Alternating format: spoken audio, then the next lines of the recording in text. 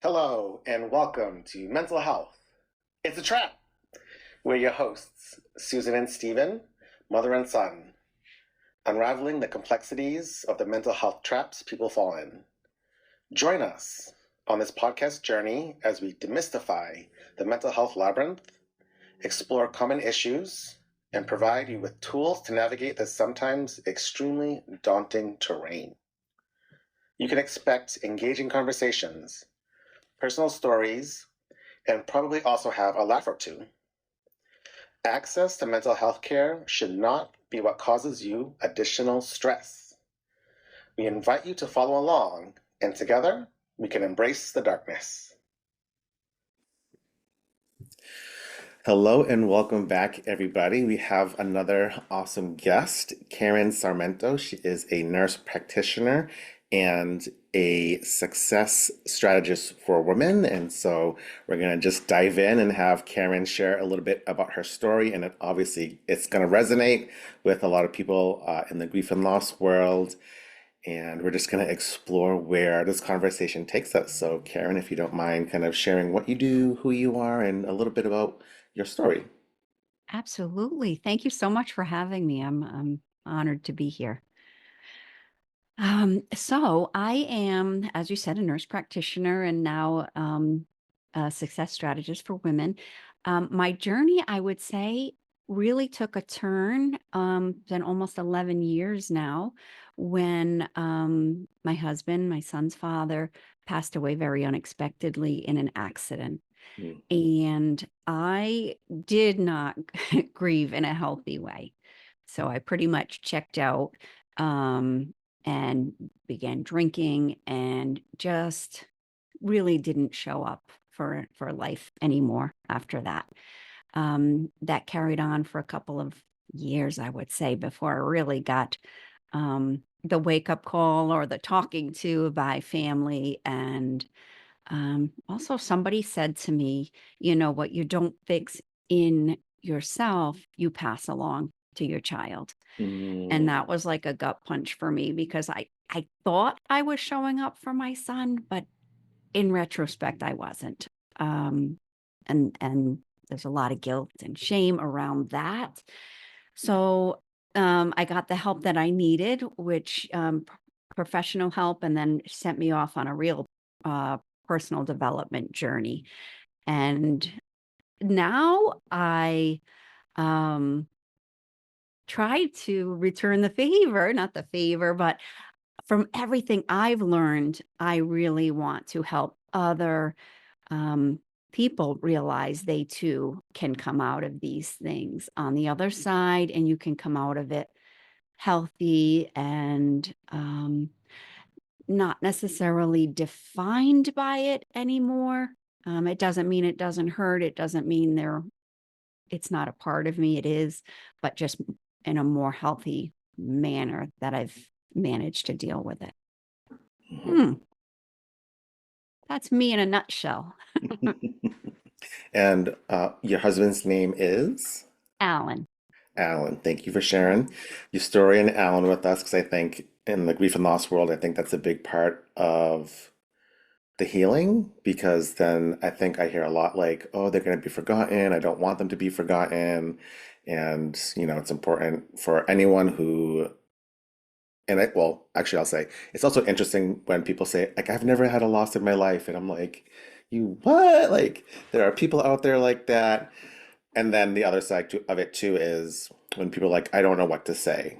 Well, maybe you can just ask what their name is and have them tell you about them. And then also be okay if they cry. Like it's a human experience. Wow. That sounds so simple, but yet it's so profound. People don't know what to say and they feel like they're going to upset you. And it, and prior to Alan's passing, I hadn't lost anybody in my life. So that was new for me. Mhm. Yeah.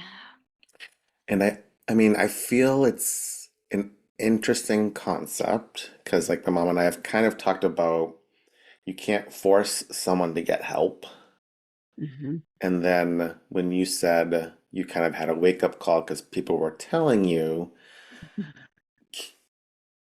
was there, um, I want to kind of tease out like what that might be because it's interesting where like if you tell someone like you need help or like I'm concerned that dot dot dot, and then people are like, no, F you, leave me alone on one side, and on the other side, like you, where you were like, oh wow, like there was like this realization of maybe I do need more support and then go on that journey.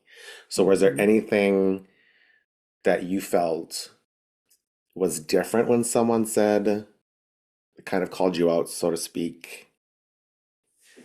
Yeah, that's such a great question. So what happened was it was kind of a profound day because I had gone to work. It was business as usual. I always held it together. I was going to work but I just wasn't present. So when I got home from work that day, my family, both sides of the family, were at the house. So I knew something something was going on, and they had hired a gentleman to do a professional intervention with me. And it was my parents, my siblings, Alan's family, and kind of a round table sort of thing. Everybody shared their concerns. And I think with that, I might have felt a little defensive, but not terribly, because I think I had reached a point too where I knew it wasn't working anymore, and there had to be a better way, and there had to be, but yet you're just so, it felt so dark, and it felt so, I don't know, I think I felt so helpless. Hmm. And when you're in, I love that you talk about the dark place, but when you're in that dark place, you feel like you're the only one, and I personally, I felt small. So, um, I think it was hard to ask for help. It was hard to know that to get help, I would need to step away from work for a little bit, or to really dive into this, I would have to own this. And that was hard. But so I think I personally was ready. So that was like the push, the help, it all showed up for me. So that was the time. Hmm. And I think it's important as I'm listening to you share your story. There are a lot of people who go into these dark places. And, when you're in it, just from the work that I do in therapy over the years, is to kind of explore the dark place with someone and see if there's any like pokes of light to be able to help them Mm. gravitate towards that versus, staying in the dark space. And I also think it's critical for people to know and understand that regardless of who we are and what role we play in our lives, we can always be impacted by the dark place, professionals alike. Yes, the place has the potential to really change you and uh, show you a different way. Led me in a different direction for sure. Hmm. Actually, have really profound gratitude for the dark place now. Yeah. Yeah, I think there's a lot of, research if people want to get into like how having gratitude can kind of lift you a little bit and pull you out of it, but it's also, like you said, like sometimes that's a difficult place to be in. How can you be Mm. grateful when you're also stuck in that darkness, right? Kind of, I don't really want to say finding the balance, but I think it's kind of like that internal work. And I think, Dr. Gabor Mate says it kind of best about like trauma. Like trauma doesn't happen to you. He says trauma happens inside of you because of what happened to you. So I think this Mm. resonates a lot with grief because there's a lot of pain and confusion and everything with grief because a lot of it happens inside of us. And then sometimes it gets stuck. And then it might grow into like what we call unhealthy coping skills and choices and behaviors, which I don't want to say is a bad thing because, you know, we don't want to push people down. So it's about how can we sit with people in that space so they feel less alone, so that they can, start to move. Yes. I love the work that you're doing because it shines this light on a place where people feel like they're the only one, and it feels shameful when you're in it. It feels Do you feel like the stigma around mental health has improved significantly? I would say it has improved and still has a long way to go because in our culture, in the medical world, which I do work in primary care now as a clinician, so I get to see the whole medical side of things as well.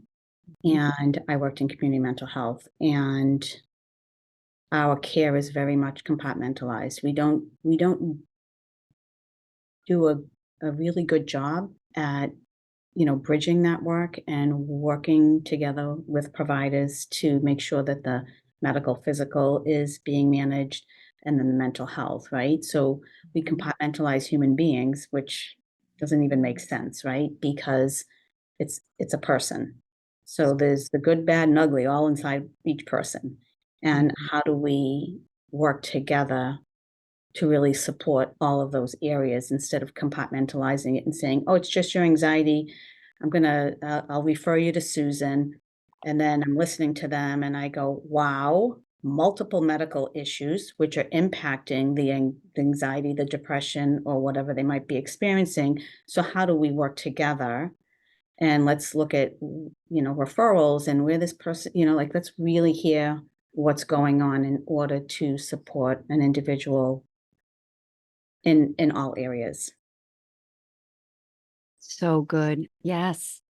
I face that all the time with patients. I specialize in cardiology, so it can be something simple like somebody's blood pressure is elevated, and then they get a pill for the blood pressure. But yet, as you just mentioned, there's an underlying anxiety that's always present and shooting the blood pressure up, and the person is a whole being, and there's more to it. We get tunnel vision and not Well, and good. I think the tunnel vision comes from the way that we set up care, right? And so it's patient after patient, client after client. There's not a lot of wiggle room to really do that outreach, coordinate with external providers or internal providers because it's a very fast paced and we just don't have the time.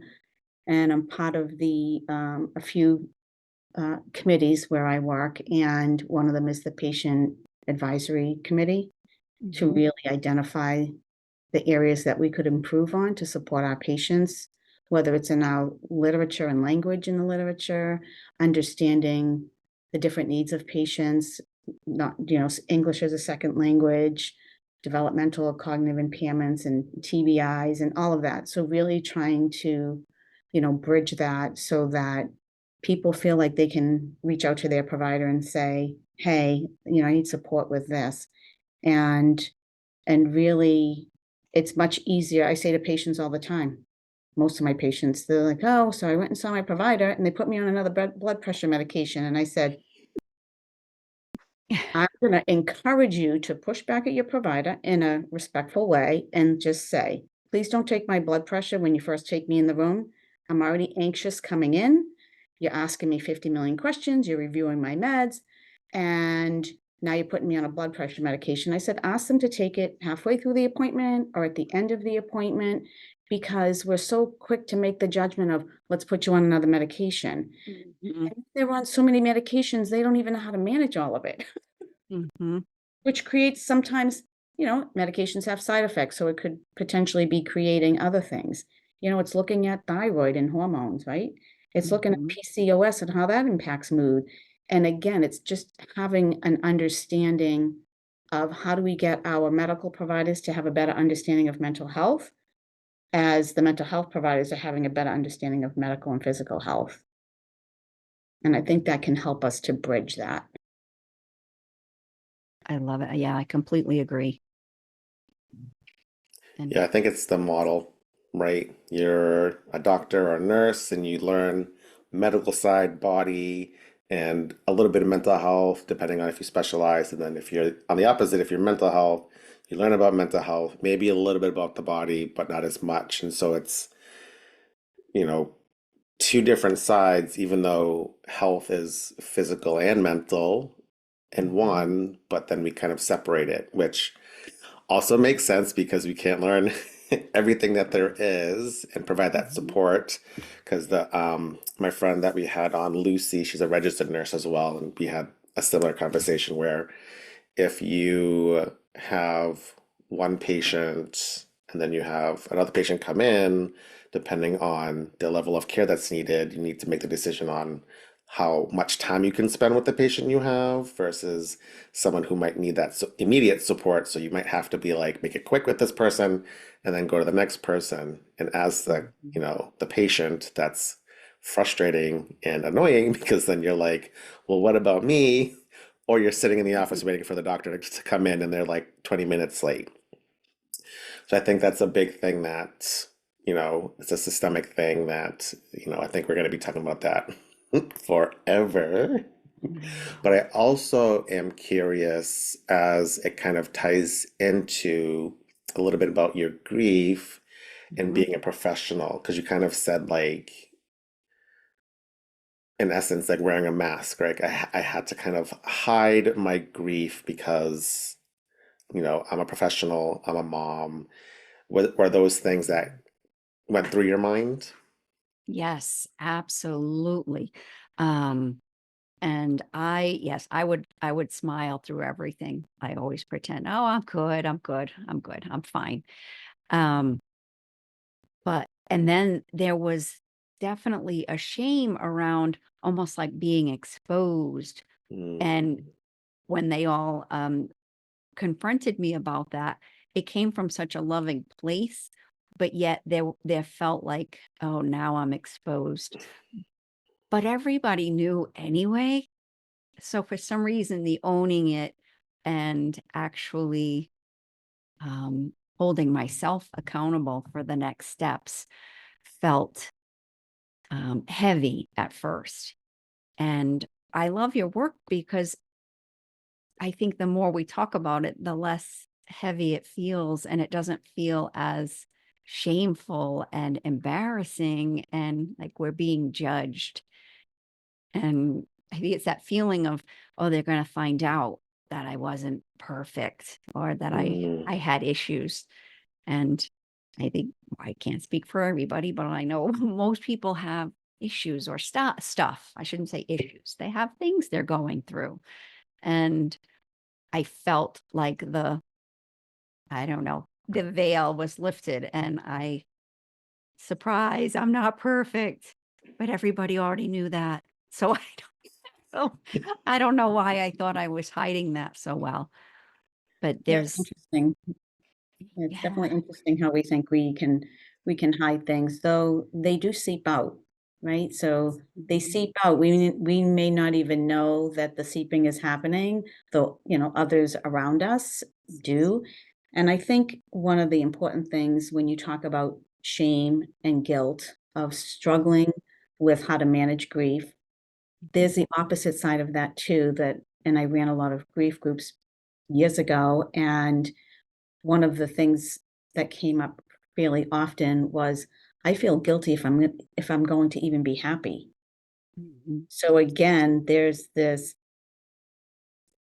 it's the and, right? So I feel guilty if I stay and continue to engage in these unhealthy behaviors, and I'm going to feel guilty because I'm going to be happy and move on in my life without him or without her. And so that can be challenging, I think, for people at times too. Yes, very challenging. That combined with my son's father was this larger than life personality, so strong and funny and loud. A lot of the things that I'm not, and well, I like to think I'm funny, but my son doesn't think so. The things that I felt like he was so full of life that I felt guilty that I was here and my son was being deprived of him, and I was the one that stayed. And sometimes that felt along those same lines, similarly, a guilt for being the one that's here. But yes, you're right about feeling guilty for being happy or laughing. Oh, if people see me laughing, they're going to think I'm not sad and I don't care. So, Right. It's those messages that we get in our society and our culture around grief. And if you cry, no, now you're depressed, you need medication, you need to go to therapy, with understanding that yes, people will be depressed. Not all people, though people will experience depression in their grief. And and we all move through it in different ways and in different times. And so that's just not the messages that we receive. You get 3 right. days to grieve, get back to work. Everyone else is, running life, and you feel stuck sitting there in your grief saying, how is life going on for everyone else? And then people start to fall off as the months go by, and you have your group of people. Hopefully everyone does, though that's not always the case. And just being able to kind of keep up with the rat race with everyone else as you're grieving is not easy all the time. No, definitely not. And when the emotions come up, they come up, and um, it can often be unexpected. And even now, it's almost 11 years later, and there's still certain, maybe it's a song or a moment that just like floods into my mind. And um, I think moving through the emotions and actually experiencing them, where for a couple of years I just shoved everything down and smiled and numbed everything out. It's so important to experience the emotions and let them come through you and not stay there too long. Let them come and go when Yeah, they I need just tell to. people, just visit. Just visit. Don't stay. Just visit. Yes. Right? Because it's also Yeah. giving permission to, validate those emotions and feelings and be able to work through them in the moments, right? And so Mhm. interestingly, I've had people share, so there's like this raw grief that they talk about. Generally the first few years can be the raw grief for a lot of people. Mhm. And I explain it to patients and clients over the years as, you know, when we work through our grief in whatever way that we can, the hope is that you don't go back to the raw grief moment. You might slide back, and you have something that triggers you, whether it's a song or a date or something someone shares with you, whatever that is. And being able to feel it in the moment, and you might not be emotional, and the next time something comes up, you might be emotional, so it's just giving yourself permission to just feel the things as they come. Yes, absolutely. I completely agree with that. And I don't, I think most people don't, because of society and grief, they don't know that early grief can still be, 2, 3 years. Mhm. And so they're like, oh, I'm a year out, I'm 2 years out. And it's like, yeah, that's still new because we don't have the opportunity to actually grieve and sit with our feelings. Like, even if you do get, like, let's say you do somehow get 3 months bereavement leave, like, you're with this phenomenal company, or you have the time to take off and kind of sit with your grief and, like, either go to a support group or a therapist or yoga, like, whatever it is that gets you Mhm. through it. And then it's like, nope, like my mom said, like, right, you get 3 days if it's immediate family, if it's like a spouse, a brother, a sister, a parent, baby. Mm. And then it's like if you're a cousin or a nephew, it's like that doesn't matter and just get back to work. Yeah. And I don't mean to laugh, but as you're saying it out loud, I'm laughing because it's the reality of how it's treated. They could have been your dearest, most precious loved one, but sorry, it's your cousin, doesn't you're on the Hmm. schedule. Yeah, and I think that comes down to a little bit too on supervisors, like to be like, no, like take the time off, like which again, I'll nuance it with businesses need people. And so if they, Mm. so, and like, not to say that they shouldn't say like take the time off, because I think it's still a reasonable reason for them to not be at work to go to, because depending on where you live too, like if someone, like I live on the West Coast, so this year my cousin's baby died at 4 months because they took her off of life support. And so I had the opportunity to fly home, but like if I didn't, then it's like if somebody in my family dies, then I have to fly back to the other side of the coast, pay for a flight, and loss of income of being over home, which it's not a horrible thing, but it's just all these things that people don't take into consideration, especially when you're working with a job. It's like there's all of these things that take time, and people need time to be with family or their loved ones in that moment. Right. Mm.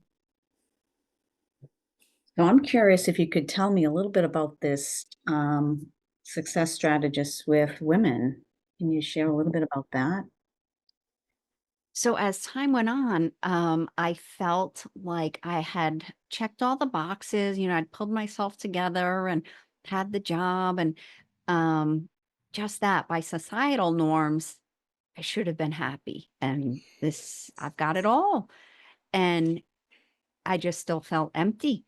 And what I like to help women do is to figure out what actually lights them up and bring them back to a place of awareness in their life where they're not just in the hamster wheel going through the motions of every single day, and really figuring out what are the things they're doing that are draining them, what are the things they're doing that fuel them, and then moving forward and actually taking action based on even just that little voice in your head, because we all have that little voice that often remains small or silent, but we get the little messages that, maybe I'm meant to be doing more than this.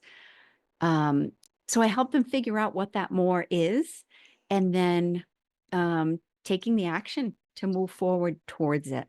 And it often requires a new identity, or I shouldn't say even new, because sometimes it's embracing their authentic self of who they really are and unbecoming all the things they became to please everybody else, or to please what society expected them to be, or what it was the logical next steps. So we really get to the nitty gritty of who they are, and I help them to show up as that person. And not being defined by past events is a part of it too. Um, the past can definitely alter where you go moving forward and who you are, but not allowing what might be deemed a negative past experience to hold you back from doing amazing things. Because I Hmm. think a lot of times women feel defined by something, whether it's a mistake or for me, it was that I call it my dark time. Um, who am I to do anything special? Or who am I to help anybody? Because I had that period of time when, so that disqualifies me from anything. But it doesn't. So I feel like those times actually qualify you to help somebody else. Right. And I think when I think about the work that I did in community mental health and, for individuals who had severe and persistent mental illness and from A to Z, all types of diagnoses, and Mhm. the functional impairments that they struggled with in their daily lives, inability to work, care for self, access to resources in the community, all kinds of things. And I believe that there's still hope, regardless of where you're at in your life, and that they have been people way before we were here that figured it out and did not allow the experiences they had in their life, traumatic or not, to define who they were. And Mhm. it's easier said than done. Like we can sit and preach all that we want, though sometimes it's really about helping an individual navigate their path, their journey, in whatever tools that they need, because it is different, right? There's no one size fits all. And sometimes I think we get stuck in those places, and all these bad things happened to me, or, I was abused, or, I was in unhealthy relationships. I struggle with substance use, my medical conditions impact me from being active in my life because I deal with chronic pain. And so, the doctor says, okay, so we're going to send you to PT and we want you to do yoga or this or that, without understanding, does that person, because most insurance companies don't cover alternative treatment, right? Mm-hmm. Chiropractic, acupuncture, all of those things. And why not? Why can't we have those things covered? And so as a provider, they may not always know what the financial situation is of that patient or that client. And so we make recommendations, and in their head, they go, there we go again. They're going to tell me to stop smoking or stop drinking. And, without really understanding what their support systems are like, the lack of access to resources, and all of those things. So it is complicated, though I do believe it's doable if we actually work together and help people in their areas. Yes, yes, I completely agree with all of that. Yeah, and I think the key thing is the support, right? And I think Mhm. that's often what's missing. And so when I worked in maternity support services and infant case management, in my last job, in terms of like even culturally, like the women who like came here from Mexico, it's often said that when they have children in Mexico, they have support and community. And so when the mom comes home, like the community takes care of the baby so that the mom can rest and sleep and recover. And that's a huge game changer when it comes to anything like postpartum depression or postpartum psychosis or anything that could happen, to just be able to recover from, the medical trauma because birth is traumatic. Mhm. And as we talk about how people feel unable to share what they actually feel, like if they feel like bad about themselves or if they feel like they're not good enough, and it's like often that is the perception of what others might think of us, which might not always be true, and how that can impact our healing and an ability to kind of get out of that dark place because we have all of these negative thoughts because, especially when it comes to women. And again, when I go back to Dr. Gabor Mate, he is a doctor in Canada and he's a specialist in trauma and addictions. And he says that the reason why a lot of women have like autoimmune diseases or all of these things that, typically men don't have is Mhm. because of the identity of like being a woman, being a caregiver, putting everyone's needs above their own. So it kind of makes me think about you, Karen, with like having to take care of your son and having to be a nurse practitioner and having to be a professional and having to put everyone above yours, that you couldn't deal with your stuff and hold space for you and what you needed. Right. Yes. There'd be a lot of guilt surrounding that. You mentioned childbirth, like even after that, it's supposed to, everybody thinks, you should be so excited and you have a baby, but really you're exhausted and you're tired and you're cranky and it's stressful and it's, and I love that you mentioned, identity, or how do you identify, as a mom or as a worker or as both, that you're trying to fulfill these roles, and especially if you're identifying with something really negative and then that's holding you back. So being willing to tell a different story and being open to changing the narrative, Hmm. moving forward, acknowledging the past probably could take a lot of great things from it, and moving forward and telling a new story, a more empowering story, or at least a more empowering version of the story. Hmm.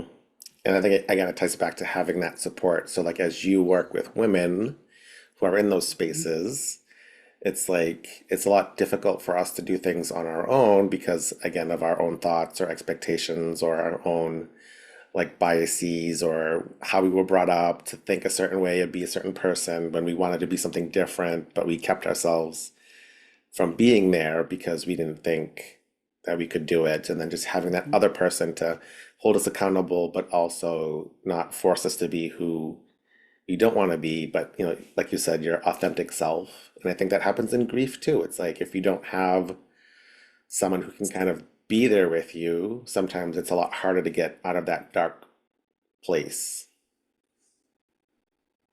Absolutely. Well said. Well, and before we kind of end, would you mind sharing a little bit about Alan? Oh my gosh. He was just larger than life. Honestly, he would tell it like it was. He was funny. When he arrived, you knew he had arrived, and not in a bad way or like a boastful, arrogant way. He had a presence about him. So he's probably here right now. Um, and I still talk to him, and I get a lot of strength from him. And yeah, he was very strong, an amazing father. That was definitely his world. And he was a hard worker. So yeah, it was very special and definitely missed. Yeah, Yes. Well, thank you for sharing Alan with us. Thank you for asking. of course. And Thank then you. we'd be more than happy to have you back on because I know we kind of briefly touched on you being a woman strategist, and I think having a deeper dive into that so that any of the women who might be listening to the podcast, they can get a better picture of like, ooh, some tips or tricks. So well, before we end, I guess, is there a tip or a trick that you could provide when someone feels like they're not good enough or like they don't know where to start? Like they want to start, but they're like, I don't know what to do.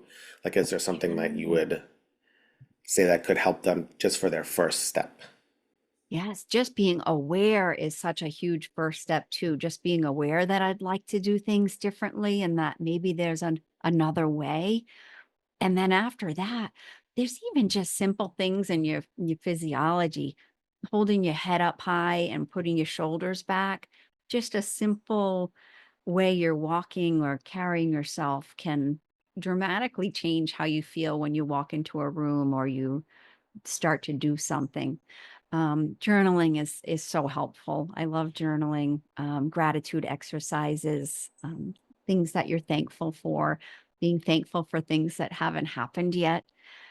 Gratitude is definitely part of my daily practice, and it is scientific evidence that it releases serotonin and dopamine when you're grateful for things. So it's like a natural source of happiness or pleasure. So those are two simple things. Yeah. Yeah, I think those are big things, like you said too, like awareness, maybe even awareness of the awareness, because I think sometimes Yes. we're aware of how maybe down or bad we feel, like we know that feeling, but that we're not fully aware of it, so that when we're in Mm. spaces like at work or with friends, like can you be aware of how you feel in those moments? Because if you feel like you're slouched or like you're sitting down, and because then that can be like, oh, like I need to sit up, or like I'm always like, I know for me, like when I was younger, I would always look down when I walked. Like I, rarely would look up. I would just look down and I would walk to where I'm going. Hmm. And now that I'm aware of it, sometimes I'm like, okay, you can look up. Right. It makes Right. a difference. Yeah. I catch myself sometimes while I'll be hunched over. I'm like, wait a second. Ugh. And it feels different. And it probably like if I sit like this and it looks different and it feels different. So it's a very simple thing someone can do. But I love And that you said the awareness of the awareness. right, because if we're not aware, we can't fix what we're not aware of, right? And so I use that with Mhm. clients and patients all the time. I say, if this isn't a good fit for you, or you feel like I may have said something that was kind of off key, or it just hit you in a negative way, I can't fix or change anything unless I know what happened. And so I say, if you don't discuss it with me, then it's your problem. If you discuss it with me, then it becomes mine to kind of work with you to figure that piece out. So I think awareness plays a huge role, right? I mean, for people who struggle with substance use, they may not have the awareness, and people are like, oh, you just need to stop using drugs or stop drinking or stop doing these things. Though if the awareness of I'm having a problem isn't there, how do you move forward? Mhm. Well, Karen, again, thank you for being on the podcast. Thank you for sharing Alan. If anyone has any questions or any comments, we always encourage you to leave them below. But any last words? Oh, thank you so much for being here. It was an absolute pleasure, and I really enjoyed the conversation. And I think meeting people where they're at, and that no matter what you're going through, there's hope, and you can come out on the other side of it. But to be open to talking about it and reaching out for help and support, because with the appropriate support, you can move through anything. And not feeling alone, because you're not alone. So reach out for the help. Yeah. Thank you. All right, and everyone else, take care.